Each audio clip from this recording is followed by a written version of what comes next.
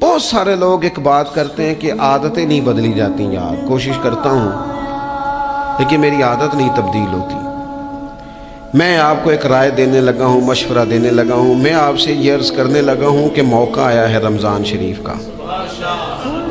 رمضان میں نا بندہ روٹین میں اپنی عادتیں بدلتا ہے۔ کسی کو سویرے 7 بجے کھانے کی عادت ہے، کسی کو 9 بجے کھانے کی عادت ہے، کوئی صبح ناشتہ نہیں کرتا، دوپہر میں ہی کھاتا ہے۔ لیکن رمضان آیا تو عادت بدل گئی۔ 7 بجے والا بھی نہیں کھا رہا، 9 بجے والا بھی نہیں کھا رہا، دوپہر والا بھی نہیں کھا رہا، سارے سحری میں کھا رہے ہیں۔